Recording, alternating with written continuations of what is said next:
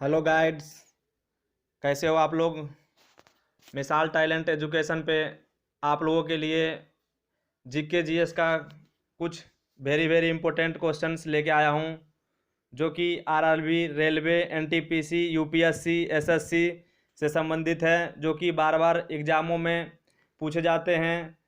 तो फ्रेंड्स, यदि जो आप तक हमारा चैनल सब्सक्राइब नहीं किए हैं तो प्लीज़ सब्सक्राइब कीजिए और ज़्यादा से ज़्यादा शेयर कीजिए।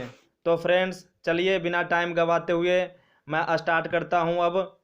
तो आपके क्वेश्चंस ये रहे। एक नंबर का तो पहला क्वेश्चन है आप लोग के सामने ये रहा, जो कि केंद्र और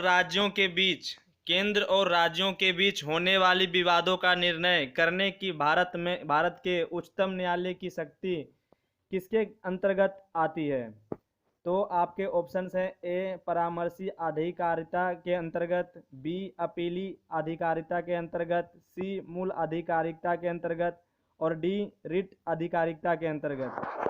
तो फ्रेंड, इसमें आपका आंसर होगा मूल अधिकारिता के अंतर्गत, जो कि सी आंसर है। तो इसमें जो मूल अधिकारिता का जो अंतर्गत है, जो कि यह मूल अधिकारिता के अंतर्गत आता है, जिसके अंतर्गत उच्चतम न्यायालय केंद्र तथा एक या एक से अधिक राज्यों के मध्य उत्पन्न विवाद का निर्णय देता है। तो अब हम चलते हैं दूसरे क्वेश्चन पे। तो दूसरा क्वेश्चन आपका है, भारत के उच्चतम न्यायालय में न्यायाधीशों की संख्या में वृद्धि करने की शक्ति किसमें निहित है। तो क्वेश्चन है, भारत के उच्चतम न्यायालय में न्यायाधीशों की संख्या में वृद्धि करने की शक्ति किसमें निहित है। आपके ऑप्शंस हैं: ए भारत का राष्ट्रपति, बी सांसद, सी भारत का मुख्य न्यायमूर्ति, डी विधि आयोग। तो इसमें आपका आंसर होगा बी सांसद। क्या होगा? बी सांसद। तो ये भारतीय उच्चतम न्यायालय के न्यायाधीशों की संख्या बढ़ाने के लिए संसद ही आधिकारिक है, जो संसद ने 1950 में 8, 1956 में 11, 1960 में 14 और 1978 में 18 और 1986 में 26 तथा 2008 में 31 न्यायाधीशों की संख्या में वृद्धि की थी संसद ने। तो फ्रेंड, अब तीसरा क्वेश्चन अब हम देखते हैं कि तीसरा क्वेश्चन हमारा है, उच्च न्यायालय के न्यायाधीश के वेतन और भत्ते दिए जाते हैं। उच्च न्यायालय के न्यायाधीश के वेतन और भत्ते दिए जाते हैं। आपके ऑप्शंस हैं: ए भारत के समेकित निधि से, बी राज्य की समेकित निधि से, सी भारत की असमिकता निधि से, डी राज्य की असमिकता निधि से। तो इसका आंसर आप कमेंट में लिखकर भेजिए, जिसको पता है कमेंट में कीजिए। तो इसका आंसर होगा राज्य की समेकित निधि से, बी। इसका आंसर होगा बी। चौथा क्वेश्चन है, भारत के संविधान के उद्देश्यों में से एक के रूप में आर्थिक न्याय का किसमें उपबंध किया गया है। क्वेश्चन है, भारत के संविधान के उद्देश्य में से एक के रूप में आर्थिक न्याय का किसमें उपबंध किया गया है। आपके ऑप्शन है: ए उद्देशिका और मूल अधिकार, बी उद्देशिका और राज्यों के नीति निर्देशक तत्व, सी मूल अधिकार और राज्य के नीति निर्देशक तत्व, डी उपर्युक्त में से किसी में नहीं। तो इसका आंसर आपका होगा उद्देशिका और राजनीति के निर्देशक तत्व। क्या होगा? उद्देशिका और राजनीति के निर्देशक तत्व है। हम नेक्स्ट क्वेश्चन पे चलते हैं। आपका 5 नंबर क्वेश्चन है, जब भारतीय न्यायिका पद्धति में लोकहित मुकदमा PIL लगाया गया तब भारत के मुख्य न्यायमूर्ति कौन थे। क्वेश्चन दोबारा देखिए, जब भारतीय न्यायिका पद्धति में लोकहित मुकदमा PIL लगाया गया तब भारत के मुख्य न्यायमूर्ति कौन थे। आपके ऑप्शंस हैं: A M Hidayatullah, B AM Hamdi, C AS Anand, और डी पी एन भगवती। तो इसका आंसर आपका होगा D P N Bhagwati, P N Bhagwati. Next question है, भारत के कितने उच्च न्यायालयों की आधिकारिकता में एक से अधिक राज्य संघ राज्य क्षेत्र शामिल नहीं है? आपके ऑप्शंस हैं ए 2, बी 3, सी 4 और डी 5। तो इसमें आपका आंसर होगा 3।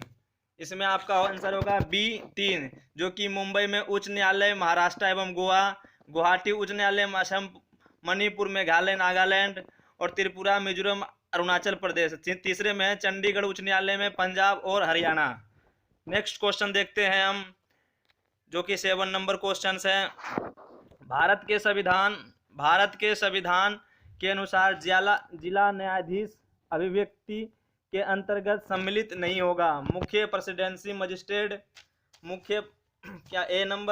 मुख्य प्रेसिडेंटी मजिस्ट्रेट, बी सेशन न्यायाधीश, सी अधिकरण न्यायाधीश, डी लघुवाद न्यायालय का मुख्य न्यायाधीश। तो इसका आपका आंसर होगा जो कि अधिकरण न्यायाधीश, सी आंसर होगा इसका, सी आंसर होगा। नेक्स्ट क्वेश्चन देखते हैं, जो कि है अंडमान व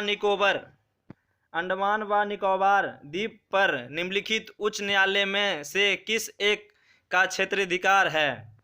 ए ऑप्शन है आपके, ए आंध्र प्रदेश, बी कोलकाता, सी चेन्नई, डी उड़ीसा।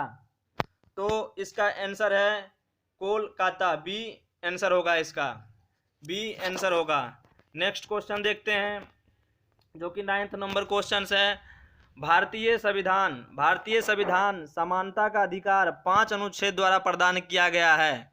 यह है, आपके ऑप्शन हैं ए अनुच्छेद 16 से अनुच्छेद 20, बी अनुच्छेद 15 से अनुच्छेद 19, सी अनुच्छेद 14 से अनुच्छेद 18, डी अनुच्छेद 13 से अनुच्छेद 17।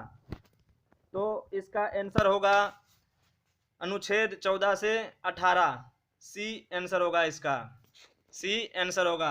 अब हम देखते हैं लास्ट क्वेश्चन जो है हमारा 10 नंबर क्वेश्चन। बाल अधिकारों पर संयुक्त राष्ट्र कन्वेंशन के संदर्भ में निम्नलिखित में से कौन सा अधिकार आता है? क्वेश्चन हैं, बाल अधिकारों पर संयुक्त राष्ट्र कन्वेंशन के संदर्भ में निम्नलिखित में से कौन सा अधिकार आता है? आपका ऑप्शन है ए विकास का अधिकार, बी अभिव्यक्ति का अधिकार, सी मनोरंजन का अधिकार, डी उपयुक्त सभी अधिकार। तो इसमें आपका आंसर होगा डी उपयुक्त सभी अधिकार। तो फ्रेंड्स, ये आपके 10 इंपॉर्टेंट क्वेश्चन थे जो कि एग्जामों में बार बार पूछे जाते थे। और अब हम देखते हैं 11वां नंबर क्वेश्चन, जो कि है 11वां, विधायी शक्तियों